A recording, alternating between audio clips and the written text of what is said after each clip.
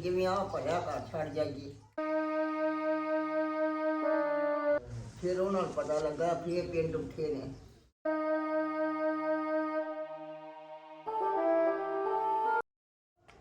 ਪਿੰਡ ਦੇ ਨੇੜੇ ਡੇਰਾ ਲਾ ਦੇਣਾ, ਉੱਥੋਂ ਰੋਟੀਆਂ ਮੰਗ ਪੈਣ ਕੇ ਖਾ ਕੇ ਰਾਤ ਰਹਿ ਪੈਣਾ।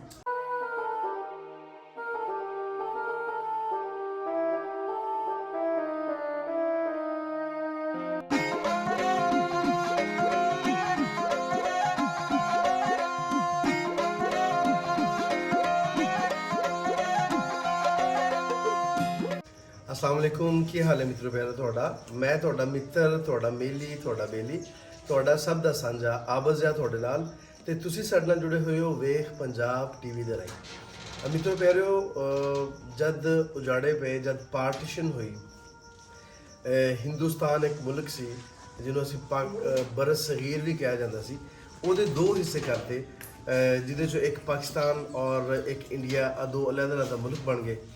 पर मैं समझना वा कि सिर्फ पंजाब की वंड हुई है।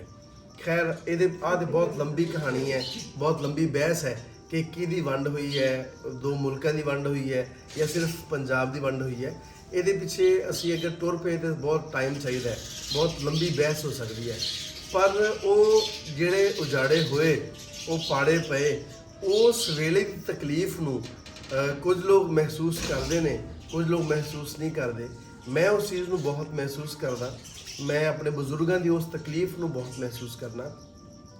पर मैं समझना कि मैं भी उंज महसूस नहीं कर सकता जो इन्हां दे हड्ड ते बीती है, जो इन्होंने आपदे उत्ते सारी वारता नूं लिया है। वो वारता नूं लैके इन्होंने किन्नियां तकलीफां बर्दाश्त कीतियां, इन्होंने किन्ने दुख सहे, इन्होंने आपदी जान किवें बचा के इत्थे तक लैके आंदी, आपदे घरां नूं किवें छड्डिया। वो सारी अज गलबात कर रहे हैं। साडे नाल एक मां जी ने जिन्होंने उस सारे वाक़े नूं, उस पार्टीशन वाले सारी हिजरत नूं, उस माइग्रेशन नूं अपने हड्ड उत्ते उन्हां दे बीती ते उन्हां नाल असीं गल करने आ। अस्सलाम वालेकुम मां जी, की हाल है मां जी, ठीक हो? अच्छा मां जी, जद उजाड़े पे तुहाडी उम्र किन्नी सी उदों? शादी मेरी उधर हुई थी, 1.5 साल जो रोए पे। अच्छा अच्छा अच्छा अच्छा अच्छा, मतलब ਤੁਸੀਂ ਉਦੋਂ ਮਾਸ਼ਾਅੱਲਾ ਜਵਾਨ ਸੀ, ਸ਼ਾਦੀ ਹੋਈ ਸੀ ਤੇ ਉਧਰ ਬੱਚੇ ਹੈ ਸਨ ਤੁਹਾਡੇ? ਨਹੀਂ।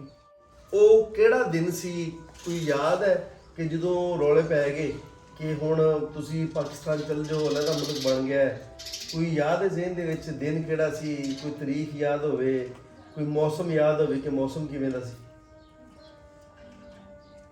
रोजियां भी 2-3 दिन पिछे निकले हैं। हाँ, 27ਵੀਂ ਦੀ ਰਾਤ ਸੀ, ਹੈ ਨਾ? ਤੇ ਉਸ ਰਾਤ ਨੂੰ ਫਿਰ ਐਲਾਨ ਆਇਆ ਕਿ ਤੁਸੀਂ ਚਲੇ ਜਾਓ। ਤੇ ਜਦੋਂ ਤੁਹਾਨੂੰ ਉਹਨਾਂ ਨੇ ਕਿਹਾ ਕਿ ਤੁਸੀਂ ਇੱਥੋਂ ਚਲੇ ਜਾਓ ਤੇ ਆਪਦਾ ਘਰ ਛੱਡਣਾ ਨਾ, ਆਪਦਾ ਆਲ੍ਹਣਾ ਛੱਡਣਾ ਤੇ ਪਰਿੰਦਿਆਂ ਨੂੰ ਵੀ ਬਹੁਤ ਮੁਸ਼ਕਲ ਹੁੰਦਾ ਨਾ। ਆ ਪਰਿੰਦੇ, ਚਿੜੀਆਂ, ਕਾਂ ਆ ਵੀ ਨਹੀਂ ਛੱਡ ਸਕਦੇ। ਤੇ ਆਪਦਾ ਭਰਿਆ ਘਰ ਕਿਵੇਂ ਛੱਡਿਆ ਤੁਸੀਂ? ਕੀ ਚੱਕੀਏ, ਕੋਈ ਨੇੜਾ ਤੇੜਾ ਸੀ। ਹਾਂ, ਫਿਰ ਤੇ ਬਣ ਕੇ ਜਿਵੇਂ ਆ ਭਰਿਆ ਘਰ ਛੱਡ ਜਾਈਏ। ਹੋਏ ਹੋਏ, ਜਾਨਾ ਲੈ ਕੇ ਲੋਕੀ ਨਿਕਲਿਆ ਸੀ। ਤੁਹਾਡੇ ਨਾਲ ਉੱਥੋਂ ਕੌਣ ਕੌਣ ਆਇਆ? ਇੱਕ ਤੇ ਤੁਹਾਡੇ ਖਾਮਦ ਹੋਣਗੇ ਤੇ ਪੂਰੀ ਜਿਹੜੀ ਫੈਮਿਲੀ ਹੈ, ਪੂਰਾ ਖਾਨਦਾਨ ਸਾਰਾ ਹੀ ਆ ਗਿਆ ਉੱਥੋਂ, ਜਾਂ ਕੁਝ ਲੋਕ ਉੱਥੇ ਵੀ ਰਹਿ ਗਏ? ਨਹੀਂ, ਸਾਰੇ ਆ ਗਏ। ਸਾਰੇ ਆ ਗਏ।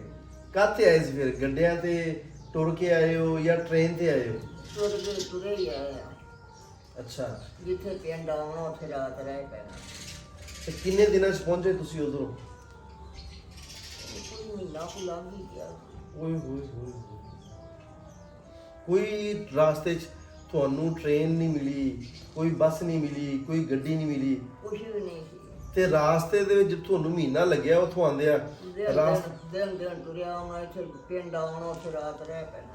ਤੇ ਉੱਥੇ ਜਦੋਂ ਤੁਸੀਂ ਹਿਜਰਤ ਕਰਕੇ ਆਏ ਹੋ ਤੇ ਰਾਸਤੇ 'ਚ ਮਾਰ ਕੁਟਾਈ ਹੋਈ? ਮਾਰੀ ਕੁੱਟੀ ਕਹਿੰਦੇ ਹੋ ਬਹੁਤ ਉੱਥੇ? ਅਸੀਂ ਨਹੀਂ ਵੇਖੀ। ਤੁਸੀਂ ਨਹੀਂ ਵੇਖਿਆ? ਅਸੀਂ ਪਹਿਲੋਂ ਨਿਕਲ ਆਏ। ਅੱਛਾ ਅੱਛਾ ਅੱਛਾ। ਪਿੰਡ ਅਸੀਂ ਆਏ ਤਾਂ ਰਾਹ ਪਿੰਡ ਉਵੇਂ ਬੈਠੇ ਤੇ ਸਾਨੂੰ ਆਦੇ ਤੁਸੀਂ ਕਿਤੇ ਲੱਗੇ ਜਾਂਦੇ। ਹਾਂ, ਫਿਰ ਉਹਨਾਂ ਨੂੰ ਪਤਾ ਲੱਗਾ ਵੀ ਇਹ ਪਿੰਡ ਉੱਠੇ ਨੇ।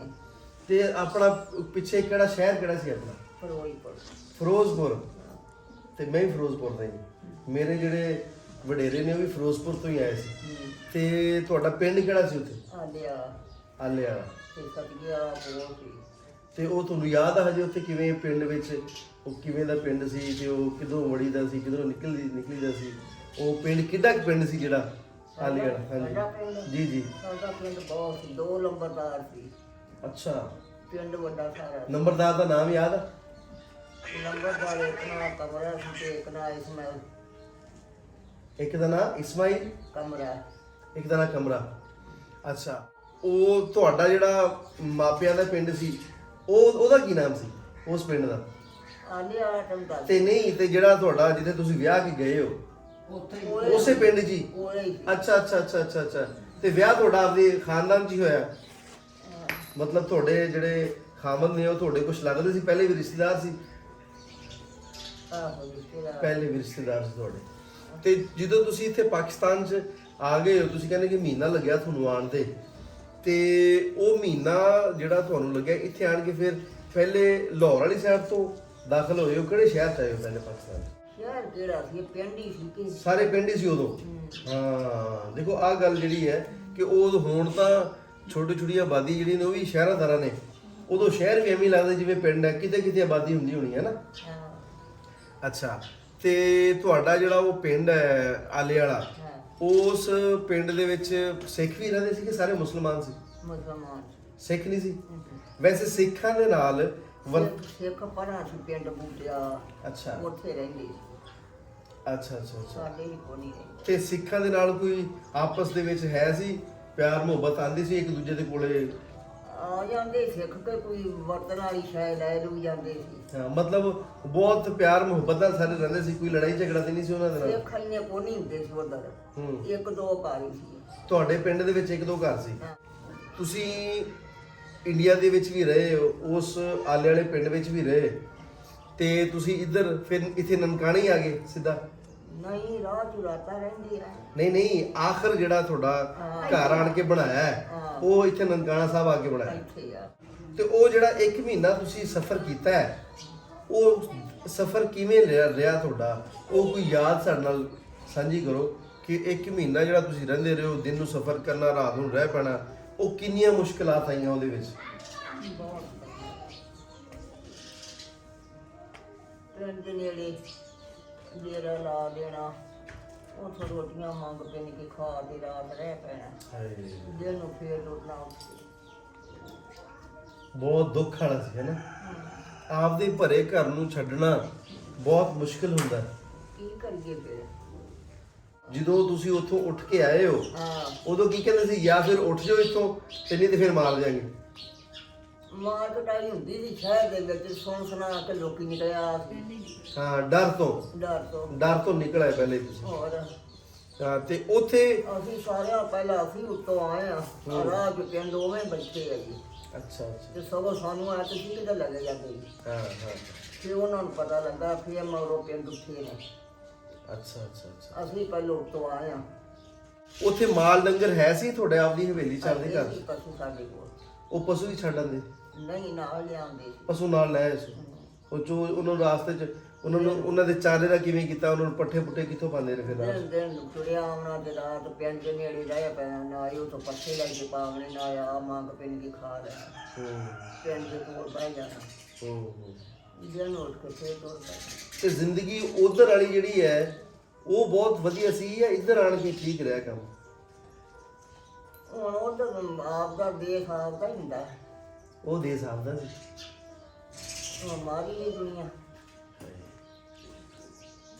ਕਿਸੇ ਦੀ ਗੱਲ ਨਹੀਂ ਕਰਨੀ। ਨਹੀਂ ਦਿਲ ਕਰਦਾ। ਜੀ ਮਿੱਤਰੋ ਪਿਆਰਿਓ, ਅੱਜ ਅਸੀਂ ਤੁਹਾਨੂੰ ਇੱਕ ਮਾਂ ਜੀ ਨਾਲ ਮਿਲਵਾਇਆ ਹੈ, ਜਿਹੜੇ ਮਾਂ ਜੀ ਆਪਦੀ ਕਹਾਣੀ ਦੱਸਦੇ ਪਏ ਸੀ ਕਿ ਜਦੋਂ ਉਜਾੜੇ ਪਏ ਉਦੋਂ ਅਸੀਂ ਕੀ ਵੇਖਿਆ, ਅਸੀਂ ਕਿਵੇਂ ਉੱਥੋਂ ਉੱਠ ਕੇ ਆਏ। ਅਸੀਂ ਸਿਰਫ ਆਪਦਾ ਮਾਲ ਡੰਗਰ ਜਿਹੜਾ ਹੈ ਉਹ ਅਸੀਂ ਆਪਦੇ ਨਾਲ ਸਮੇਟਿਆ ਤੇ ਅਸੀਂ ਟੁਰ ਪਏ ਆ। ਉਹ ਵੀ ਇਸ ਵਾਸਤੇ ਸਾਨੂੰ ਇੰਨਾ ਟਾਈਮ ਮਿਲਿਆ ਕਿਉਂ ਜੇ ਉਦੋਂ ਹਜੇ ਇੰਨਾ ਰੌਲਾ ਨਹੀਂ ਸੀ ਪਿਆ, ਹਜੇ ਸ਼ੁਰੂ ਵਿੱਚ ਸੀ। ਤੇ ਉਹਨਾਂ ਨੇ ਕਿਹਾ ਕਿ ਜਿਹੜੇ ਉੱਠ ਕੇ ਇੱਥੇ ਚਲ ਜਾਣਗੇ ਪਾਕਿਸਤਾਨ ਤੇ ਇੰਡੀਆ ਲਹਿਦਾ ਹੋ ਜਾਣਾ। ਆਹ 27ਵੀਂ ਦੀ ਗੱਲ ਕਰਦੇ ਪਏ ਨੇ ਜਦੋਂ ਐਲਾਨ ਹੋਇਆ। ਤੇ ਅਸਲ ਜਿਹੜੀ ਮਾਰ ਕੁਟਾਈ ਹੈ, ਅਸਲ ਜਿਹੜਾ ਉੱਥੇ ਕਤਲੋ ਗਾਰਤ ਹੋਈ ਹੈ, ਉਹ ਬਾਅਦ ਵਿੱਚ ਸ਼ੁਰੂ ਹੋਈ ਹੈ। ਈਦ ਤੋਂ ਕੁਝ ਦਿਹਾੜੇ ਬਾਅਦ ਦੇ ਵਿੱਚ ਕਤਲੋ ਗਾਰਤ ਸ਼ੁਰੂ ਹੋਈ ਹੈ, ਫਿਰ ਇੱਧਰ ਦੇ ਲੋਕ ਉਧਰ ਗਏ ਨੇ, ਉਧਰ ਵਾਲੇ ਇੱਧਰ ਆਏ ਨੇ, ਲੇਕਿਨ ਮਾਂ ਜੀ ਦੱਸਦੇ ਪਏ ਨੇ ਕਿ ਅਸੀਂ ਉਸ ਤੋਂ ਪਹਿਲੇ ਹੀ ਆ ਗਏ ਹਾਂ ਔਰ ਸਾਰਾ ਸਫ਼ਰ ਅਸੀਂ ਤੁਰ ਕੇ ਕੀਤਾ ਹੈ।